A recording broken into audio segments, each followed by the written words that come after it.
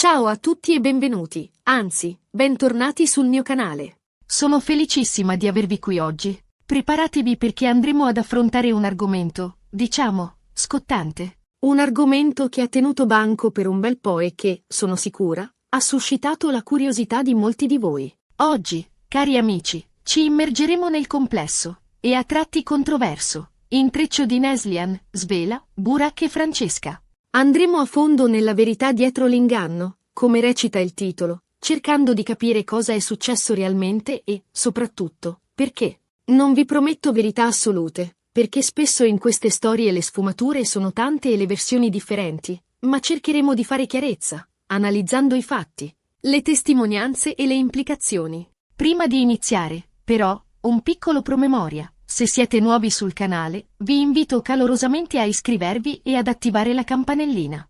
In questo modo non vi perderete nessuno dei miei prossimi video, che spero troverete sempre interessanti e stimolanti. E ovviamente, se vi piacerà questo video, lasciate un bel like, così mi fate capire che l'argomento vi interessa e mi motivate a continuare a creare contenuti simili. Ok, bando alle ciance. Iniziamo. Allora, partiamo dalle basi.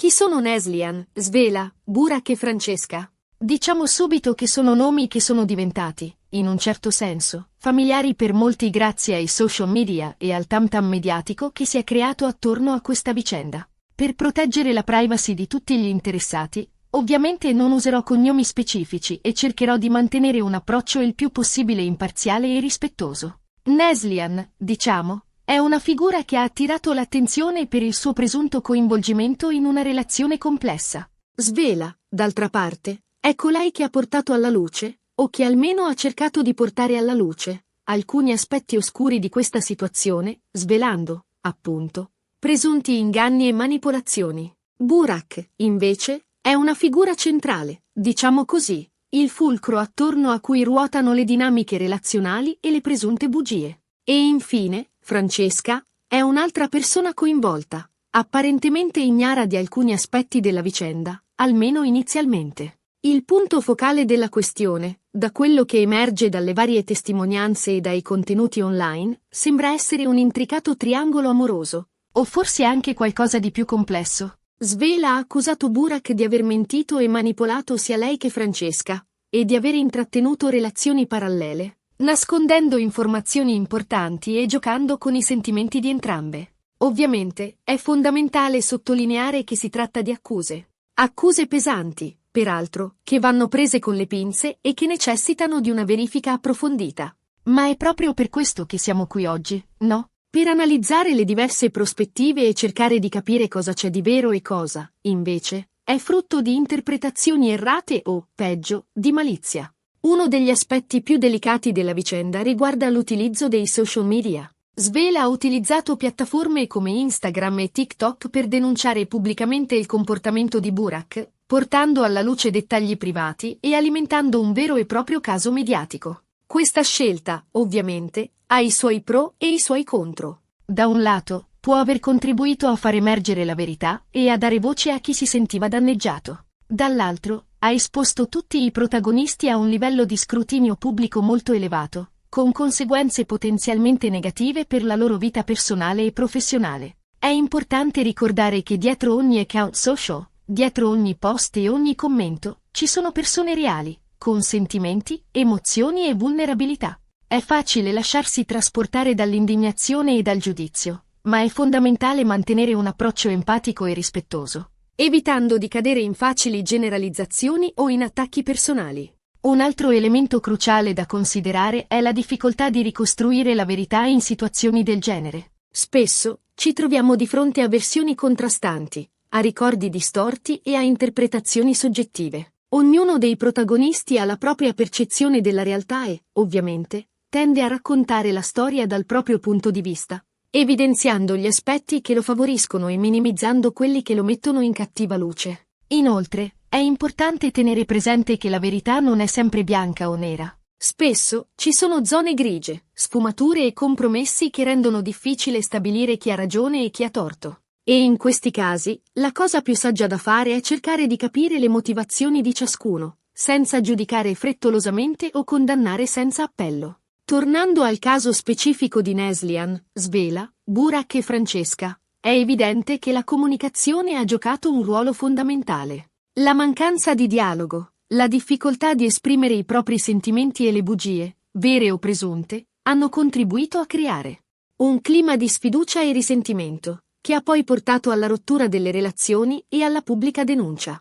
Questo ci porta a riflettere sull'importanza della comunicazione aperta e onesta in qualsiasi tipo di relazione, che sia amorosa, amicale o professionale. Imparare ad ascoltare attivamente, a esprimere i propri bisogni e a confrontarsi in modo costruttivo è fondamentale per costruire legami solidi e duraturi, e per evitare fraintendimenti e conflitti.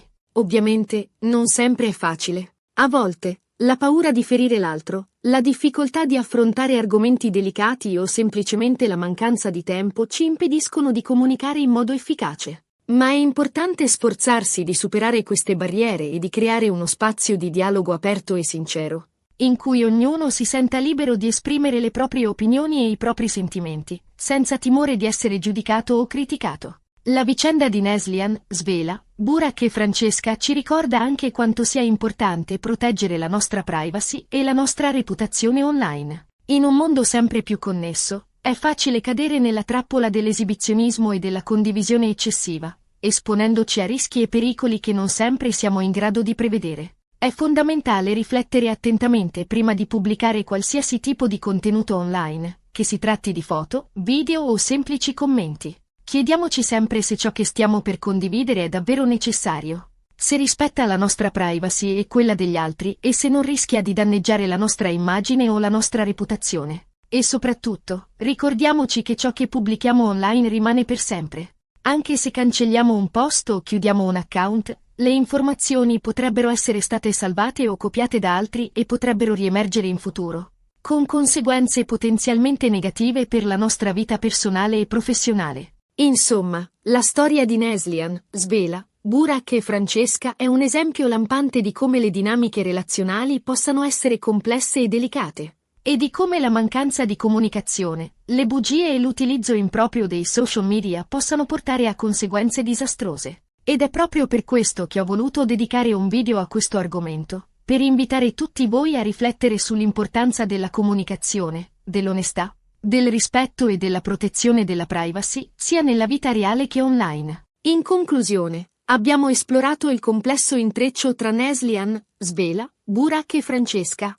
analizzando le accuse di inganno e manipolazione, l'uso dei social media come strumento di denuncia e le implicazioni per la privacy e la reputazione online. Abbiamo sottolineato l'importanza della comunicazione aperta e onesta in qualsiasi tipo di relazione e la necessità di proteggere la nostra privacy in un mondo sempre più connesso. Spero che questo video vi sia piaciuto e vi abbia offerto spunti di riflessione interessanti. Vi ringrazio di cuore per avermi seguito fino alla fine. Se avete opinioni, commenti o esperienze da condividere sull'argomento, vi invito a lasciarli qui sotto, nello spazio dedicato ai commenti. Sarò felice di leggerli e di rispondere alle vostre domande. E ora, prima di salutarvi, un ultimo invito. Se questo video vi è piaciuto, mettete un bel mi piace, condividetelo con i vostri amici e, se non l'avete ancora fatto, iscrivetevi al canale e attivate la campanellina. Mi aiuterete a crescere e a continuare a creare contenuti di qualità per voi. Grazie ancora e alla prossima.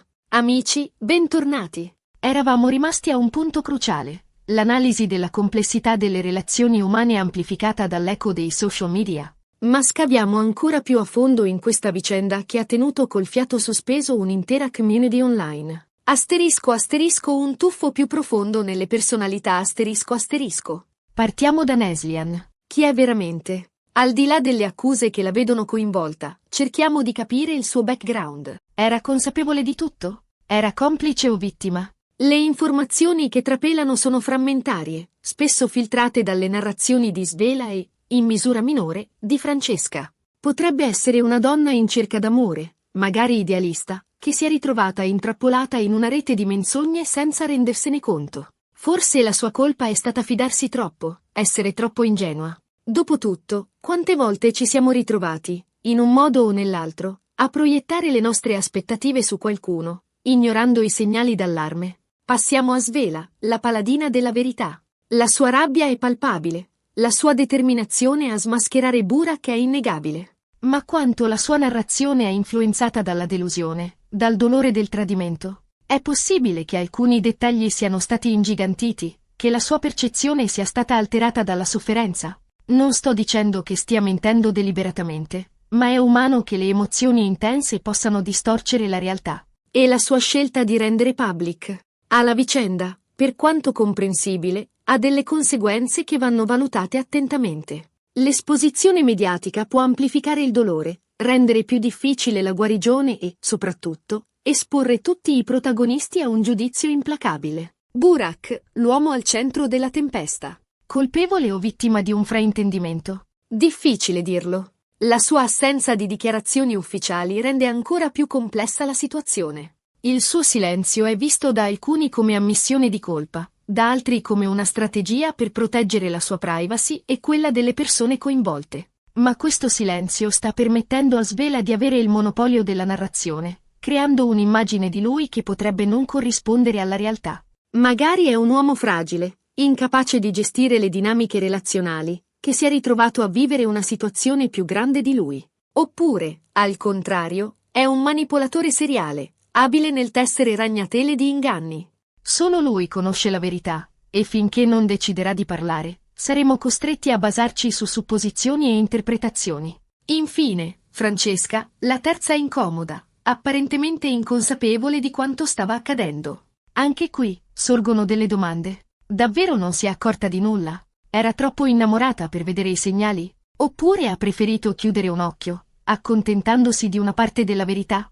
La sua posizione è delicata. Da un lato, è una vittima, tradita e ingannata. Dall'altro, il suo silenzio potrebbe essere interpretato come complicità o, quantomeno, come una mancanza di solidarietà nei confronti di Svela. ***, il potere distruttivo dei social media ***. Come dicevamo, i social media hanno amplificato esponenzialmente questa vicenda. Quello che un tempo sarebbe rimasto confinato tra le mura domestiche o al massimo tra le chiacchiere del vicinato, è diventato un fenomeno virale. Con migliaia di persone che si sentono in diritto di giudicare, commentare e sentenziare. E qui entra in gioco un aspetto cruciale, l'anonimato. Dietro una tastiera, protetti da un nickname e da una foto profilo, molti si sentono autorizzati a esprimere giudizi feroci, a insultare e a diffondere odio. L'effetto gregge amplifica questo comportamento, creando un clima di linciaggio mediatico che può avere conseguenze devastanti sulla salute mentale e sulla vita delle persone coinvolte.